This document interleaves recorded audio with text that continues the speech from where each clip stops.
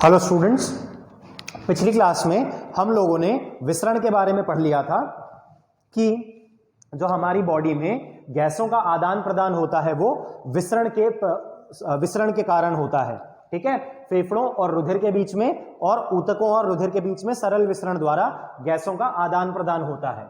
आज हम लोग स्टार्ट करेंगे पढ़ना विसरण को प्रभावित करने वाले कारकों से, कि विसरण जो है किन कारकों पर निर्भर करता है और किस कारक का क्या प्रभाव पड़ता है। ठीक है बेटा, तो विसरण की दर की अगर हम लोग बात करेंगे तो विसरण दर जो होती है झिल्ली की मोटाई के व्युत्क्रमानुपाती होती है। विसरण की जो दर होती है वो झिल्ली की मोटाई के व्युत्क्रमानुपाती होती है, यानी कि जिन झिल्लियों के बीच में विसरण की प्रक्रिया होनी है, अगर उन झिल्लियों की मोटाई अधिक है तो विसरण की दर कम होगी, और अगर झिल्ली की मोटाई कम है तो विसरण की दर अधिक होगी। ठीक है, दूसरा, विसरण दर जो होती है, विसरण दर वो गैसों की घुलनशीलता के समानुपाती होती है। गैसों की घुलनशीलता के समानुपाती होती है। जो गैस जितनी ज्यादा घुलनशील होगी उसका विसरण उतनी तेजी से होगा। ठीक है, जितनी ज्यादा घुलनशील कोई गैस होगी उतना अधिक उसका विसरण जो है वो होगा। ठीक है, और तीसरा पॉइंट जो हम लोग बात करेंगे किसकी, किस कारक की हम लोग बात करेंगे बेटा। अब क्या क्या हो गया यहां पे, घुलनशीलता हो गई, विसरण दर जो है झिल्ली की मोटाई पे भी निर्भर कर गया, और सोचो विसरण और किस किस चीज पर निर्भर कर सकता है। विसरण दर, विसरण क्या चाहिए, सांद्रता। क्या चाहिए बेटा, सांद्रता। ठीक है, सांद्रता ग्रेडियंट जिसको आप कह सकते हो। ग्रेडियंट का मतलब होता है अंतर, ग्रेडियंट का मतलब होता है अंतर। ठीक है, सांद्रता ग्रेडियंट मतलब सांद्रता में फर्क, सांद्रता में अंतर। तो सांद्रता ग्रेडियंट जितना अधिक होगा, सांद्रता ग्रेडियंट जितना अधिक होगा विसरण की दर उतनी अधिक होगी, और सांद्रता ग्रेडियंट जितना कम होगा विसरण की दर उतनी कम होगी। तो ये कारक हैं जिनके ऊपर विसरण जो है वो निर्भर करता है। झिल्ली की मोटाई जितनी ज्यादा अधिक होगी विसरण दर उतनी कम होगी। व्युत्क्रमानुपाती, विसरण दर घुलनशीलता के समानुपाती होती है। जो गैस जितनी ज्यादा घुलनशील होगी उतना अधिक उसका विसरण होगा, और विसरण दर सांद्रता ग्रेडियंट के क्या होती है, समानुपाती होती है। जितना ज्यादा सांद्रता ग्रेडियंट होगा विसरण दर उतनी अधिक होगी। ठीक है बेटा, चलो अब हम लोग बात करते हैं कि ऑक्सीजन और CO2 परिवहन के लिए, ऑक्सीजन और CO2 परिवहन के लिए मेरे पास क्या क्या तरीके हैं। ऑक्सीजन और CO2 परिवहन के लिए सबसे पहले मैं बात करूंगा ऑक्सीजन परिवहन। सबसे पहले मैं बात करूंगा ऑक्सीजन परिवहन की। ठीक है, ऑक्सीजन परिवहन के लिए मेरे पास दो तरीके हैं। पहला 97% ऑक्सीजन आरबीसी में हीमोग्लोबिन से जुड़कर,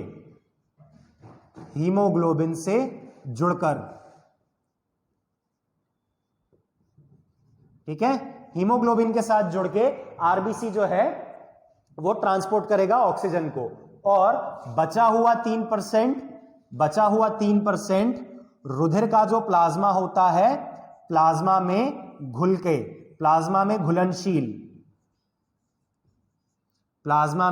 घुलनशील।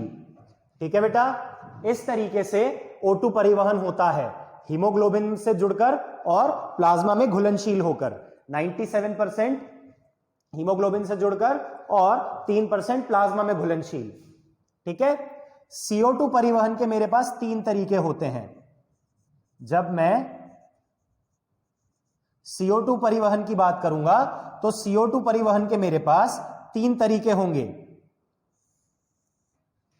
70% CO2 जाएगी बाइकार्बोनेट लवण के रूप में, बाइकार्बोनेट लवण के रूप में रुधिर के प्लाज्मा में, बाइकार्बोनेट लवण के रूप में रुधिर के प्लाज्मा में 20 से 25%, 20 से 25% जाएगी आरबीसी में, लाल रक्त कणिका में हीमोग्लोबिन से जुड़कर, हीमोग्लोबिन से जुड़कर, और बचा हुआ 5 से 7%, बचा हुआ 5 से 7% ये जाएगा प्लाज्मा में घुलनशील होके, प्लाज्मा में घुलनशील होके, ठीक है, ये जाएगा प्लाज्मा में घुलनशील होके। ठीक है बेटा, समझ आया इतना? तो ये ऑक्सीजन और CO2 परिवहन के तरीके हैं मेरे पास, ऑक्सीजन और CO2 परिवहन के ये तरीके हैं मेरे पास, ठीक है ना? चलो अब आगे बढ़ते हैं। अब कुछ फैक्ट हैं, ठीक है, कुछ फैक्ट हैं जो आप लोगों को पता होने चाहिए, पता होने चाहिए इन द सेंस जब मैं बता दूंगा उसके बाद, पहले से पता नहीं होंगे, मैं बता दूंगा उसके बाद आप लोगों को पता होने चाहिए।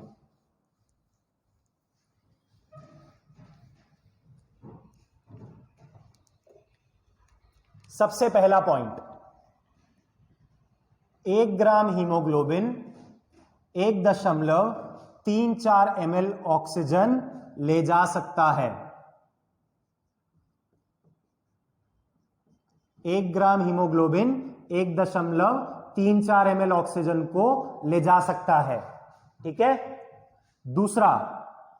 दूसरा पॉइंट, 100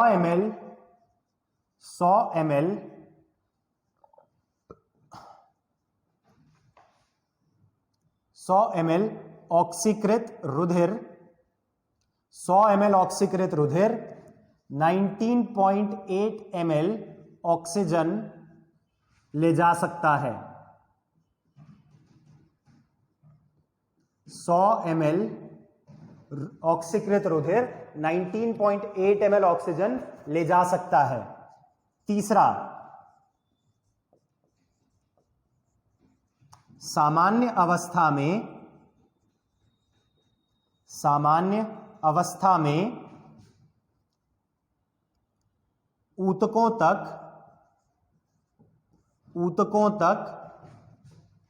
5 ml ऑक्सीजन पहुंचाया जाता है। लाया कितना जा रहा है? 19.8।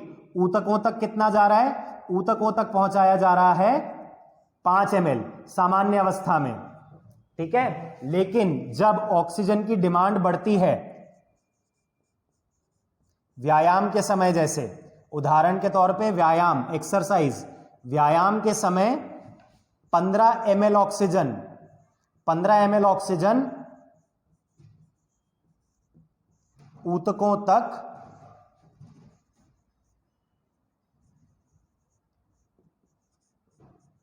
पहुंचाया जाता है। सामान्य अवस्था में 5 और व्यायाम जैसी अवस्था में कितना? व्यायाम जैसी अवस्था में 15 ml, ठीक है। पांचवा पॉइंट, यह आप लोगों के लिए होमवर्क होगा। हीमोग्लोबिन में आयरन जो लौह होता है, आयरन किस रूप में होता है? किस रूप में? Fe2+ या Fe3+? यह आपका होमवर्क है, ठीक है। यह आप लोग मुझे बताओगे। सामान्य जो हीमोग्लोबिन है उसमें लौह Fe2+ होता है या Fe3+ होता है, यह आपका होमवर्क है, यह आप लोग मुझे बताओगे, ठीक है बेटा। यह आप लोगों के लिए होमवर्क है। ये सारे पॉइंट्स नोट डाउन कर लो, वीडियो रोक के सारे पॉइंट्स नोट डाउन कर लो, वीडियो पॉज करके। चलो अब छठे पॉइंट पे आते हैं।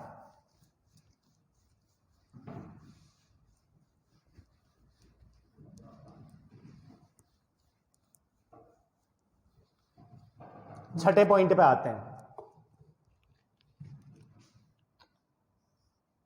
एक हीमोग्लोबिन अणु एक हीमोग्लोबिन अणु ऑक्सीजन के 4 अणु से जुड़ता है, 4 अणु से जुड़ता है।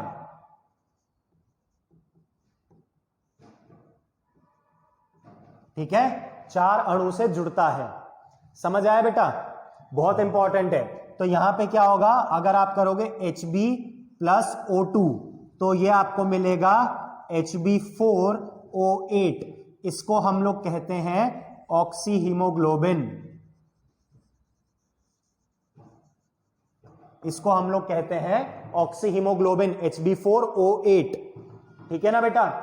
Hb4O8 क्या होता है? ऑक्सी हीमोग्लोबिन होता है। अब एक इंपॉर्टेंट बात यहां पे आपको बताना बहुत जरूरी है, और उसके लिए इंग्लिश टर्म यूज करने पड़ेंगे क्योंकि हिंदी में टर्म नहीं होता। देखो बेटा, एक वर्ड होता है ऑक्सीडेशन, ऑक्सीडेशन, और एक वर्ड होता है ऑक्सीजनेशन, ऑक्सीजनेशन। ऑक्सीडेशन जो होता है ये एक रासायनिक प्रक्रिया है, ये एक रासायनिक प्रक्रिया है, ऑक्सीकरण जिसको आप कहते हो केमिस्ट्री में। और ऑक्सीजनेशन जो है वो एक भौतिक प्रक्रिया है। क्या है बेटा? एक भौतिक प्रक्रिया। तो यहां पे हीमोग्लोबिन का ऑक्सीजनेशन हो रहा है, हीमोग्लोबिन का ऑक्सीजनेशन हो रहा है, यानी कि हीमोग्लोबिन और ऑक्सीजन के बीच में जो बंध बन रहा है, हीमोग्लोबिन और ऑक्सीजन के बीच में जो बंध, जो बॉन्ड है, वो फिजिकल है, भौतिक बॉन्ड है। ठीक है, उसकी स्थिरता बहुत कम होती है, उसको आसानी से तोड़ा जा सकता है। स्थिरता कम होती है, आसानी से उसको तोड़ा जा सकता है। तो हीमोग्लोबिन का क्या होता है? ऑक्सीजनेशन होता है। इंपॉर्टेंट है, याद रखना। हीमोग्लोबिन का क्या होता है? हीमोग्लोबिन का ऑक्सीजनेशन होता है बेटा यहां पे। ठीक है ना? बहुत इंपॉर्टेंट है, हीमोग्लोबिन का ऑक्सीजनेशन होता है। समझ आया बेटा? अब एक बहुत इंपॉर्टेंट और बात, ये जो ऑक्सी हीमोग्लोबिन का निर्माण है, ऑक्सी हीमोग्लोबिन का निर्माण है, जितना आवश्यक इसका निर्माण है उतना ही आवश्यक इसका टूटना भी है। जितना आवश्यक इसका निर्माण है उतना ही आवश्यक इसका टूटना भी है, क्योंकि जब तक ये टूटेगा नहीं, ऑक्सीजन मुक्त नहीं होगा, ऑक्सीजन का ऊतकों में विसरण नहीं होगा। जब तक ये टूटेगा नहीं, मुक्त नहीं होगा, तब तक विसरण नहीं होगा। तो ऑक्सी हीमोग्लोबिन का निर्माण, ऑक्सी हीमोग्लोबिन का निर्माण होता है फेफड़ों में, लंग्स में। ऑक्सी हीमोग्लोबिन का निर्माण होता है लंग्स में, और इसका विघटन होता है, विघटन कहां होता है? ऊतकों में, टिश्यू में। विघटन कहां होता है? ऊतकों में, टिश्यू में। तो बनना भी बहुत जरूरी है, टूटना भी बहुत जरूरी है। फेफड़ों से बनके ऊतकों तक जाएगा, ऊतकों में जाके टूटेगा, ऑक्सीजन मुक्त होगा, और ऑक्सीजन मुक्त होने के बाद ही उसका ऊतकों में विसरण होगा। हीमोग्लोबिन कभी ऊतक के अंदर प्रवेश नहीं करता, हीमोग्लोबिन कभी ऊतक के अंदर प्रवेश नहीं करता। ठीक है बेटा? समझ में आया इतना? ठीक है, चलो अब बात कर लेते हैं कि परिवहन किस प्रकार से होता है। अब बात करते हैं कि परिवहन किस प्रकार से होता है। ठीक है, तो यहां पे अब बहुत ध्यान से सुनना, यह आपकी एनसीईआरटी के 3 पेज कवर कर लेगा। जो हम यहां पढ़ेंगे यह आपकी एनसीईआरटी के 3 पेज कवर कर लेगा। यह है लाल रक्त कणिका। लाल रक्त कणिका, लाल रक्त कणिका के भीतर होता है कोशिका द्रव्य, और कोशिका द्रव्य जो होता है उसको कहते हैं ICF। ठीक है, कोशिका द्रव्य जो होता है उसको कहते हैं ICF। ICF का मतलब होता है अंतः कोशिकीय द्रव्य, अंतः कोशिकीय द्रव्य। ठीक है, कोशिका के भीतर, कोशिका के भीतर उपस्थित जो द्रव्य होता है। और आरबीसी के बाहर होता है प्लाज्मा, आरबीसी के बाहर होता है प्लाज्मा। यह कहलाता है ECF, बाह्य कोशिकीय द्रव्य। क्या कहलाता है बेटा? बाह्य कोशिकीय द्रव्य। बाह्य कोशिकीय द्रव्य और अंतः कोशिकीय द्रव्य।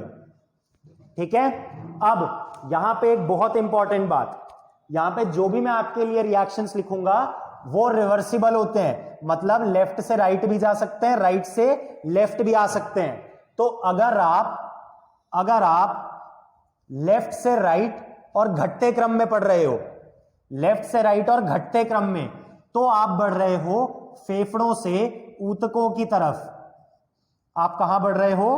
फेफड़ों से ऊतकों की तरफ।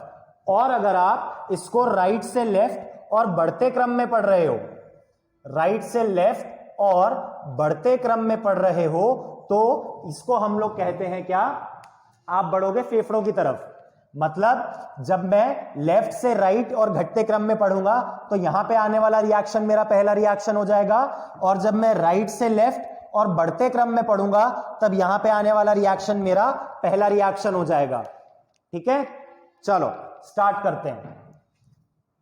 CO2 प्लस H2O, इसको जोड़ा जाएगा और बनाया जाएगा कार्बोनिक अम्ल H2CO3, और इस रिएक्शन को करवाने वाला एंजाइम है कार्बोनिक एनहाइड्रेज। इस रिएक्शन को करवाने वाला एंजाइम है कार्बोनिक एनहाइड्रेज। ठीक है बेटा, देन यही कार्बोनिक एनहाइड्रेज इस H2CO3 को तोड़ेगा और बनाएगा H plus HCO3 negative, H plus HCO3 negative, और ये जो HCO3 नेगेटिव बना है ये प्लाज्मा में आ जाएगा। जो HCO3 नेगेटिव बना है ये प्लाज्मा में आ जाएगा। अब फिर हमको पता है कि ये ऑक्सी हीमोग्लोबिन, बेटा एम्पेरिकल फॉर्मूला समझते हो ना? अगर मैं Hb4O8 इस पूरे को 4 से डिवाइड कर दूंगा तो मुझे मिलेगा HbO2। ठीक है, HbO2 ये उसका अणुवीय सूत्र होता है। ठीक है, मॉलिक्यूलर फॉर्मूला, ये एम्पेरिकल फॉर्मूला होता है, सबसे सिंपल रूप में लिखे जाने वाला। तो ये एम्पेरिकल फॉर्मूला है, तो मैं वहां Hb4O8 भी लिख सकता हूं, HbO2 भी लिख सकता हूं, कोई फर्क नहीं पड़ रहा, एक ही बात है। ठीक है, एक ही बात है। तो मुझे पता है कि इनके बीच में जो एसोसिएशन है, जो बंध है, वो भौतिक बंध है, स्थिरता कम है। तो स्थिरता प्रदान करने के लिए मैंने पोटेशियम दे दिया, स्थिरता प्रदान करने के लिए मैंने पोटेशियम दे दिया। अब जब ये ऊतकों तक पहुंचेगा, जहां तक इसका वांछित टारगेट है, जो इसका वांछित लक्ष्य है, जब वहां तक पहुंचेगा तो पोटेशियम और हीमोग्लोबिन साथ रह जाएंगे और ऑक्सीजन अलग हो जाएगा, ऑक्सीजन मुक्त हो जाएगा। ये जो ऑक्सीजन मुक्त हुआ है ये ऊतकों में चला गया, यानी कि अब पोटेशियम को हीमोग्लोबिन के साथ जुड़े रहने की जरूरत नहीं है। तो यहां पे पोटेशियम और हीमोग्लोबिन एक दूसरे से अलग हो जाएंगे, पोटेशियम और हीमोग्लोबिन एक दूसरे से अलग हो जाएंगे। ये नेगेटिव, ये पॉजिटिव, ये नेगेटिव, ये पॉजिटिव, ये दोनों मिलके क्या करेंगे? ये मिलके बना लेंगे HHB। क्या बना लेंगे? HHB। ये है मेरी पहली इंपॉर्टेंट घटना और ये है मेरी दूसरी इंपॉर्टेंट घटना। HCO3 का बाहर जाना और हीमोग्लोबिनिक अम्ल का बनना, हीमोग्लोबिनिक अम्ल का बनना। ठीक है बेटा, अब ऑक्सीजन बाहर गया, गैसों का आदान प्रदान होना है, आसान भाषा में उनका एक्सचेंज होना है। एक्सचेंज का मतलब क्या होता है? एक हाथ दो एक हाथ लो, यही होता है ना एक्सचेंज का मतलब। तो ऑक्सीजन अगर बाहर गया है तो अंदर कौन आएगा? अंदर आएगी कार्बन डाइऑक्साइड, आ गई अंदर। कार्बन डाइऑक्साइड ने हीमोग्लोबिन के साथ जुड़ना है, हीमोग्लोबिन उपस्थित है अम्लीय रूप में, तो हीमोग्लोबिनिक अम्ल प्लस प्रोटीन उपापचय के कारण आरबीसी में अमीन ग्रुप भी होता है, अमीन समूह। आरबीसी में प्रोटीन उपापचय के कारण अमीन समूह भी होता है। तो इससे बनता है HHBNH CO2H, HHBNH CO2H। ठीक है बेटा, इसको कहते हैं कार्ब अमीनो हीमोग्लोबिन। इसको क्या कहते हैं? Carb amino haemoglobin. ऑक्सीजन के साथ ऑक्सी हीमोग्लोबिन, कार्बन डाइऑक्साइड के साथ कार्ब अमीनो हीमोग्लोबिन, तो carbo amino haemoglobin, carbo amino haemoglobin, carb amino haemoglobin कहते हैं हम इसको। ठीक है बेटा, चलो अब यहां पे एक दिक्कत हो गई। दिक्कत क्या हो गई? अंदर एक पॉजिटिव चार्ज खुला घूम रहा है और बाहर एक नेगेटिव चार्ज की अति हो गई है। अंदर एक पॉजिटिव चार्ज खुला घूम रहा है और बाहर एक नेगेटिव चार्ज की अति हो गई है। ठीक है बेटा, हम लोगों को क्या करना है, हम लोगों को क्या चाहिए, हम लोगों को चाहिए कि ये अति ना हो, जीरो हो जाए नेट चार्ज। क्या हो जाए? नेट चार्ज जीरो हो जाए। तो नेट चार्ज जीरो करने के लिए क्या करेंगे हम लोग, यहां पे होता है NaCl, और क्लोरीन कब से मौका ढूंढ रही थी कि वो सोडियम को छोड़े, क्योंकि उसको पोटेशियम पसंद आ गया था।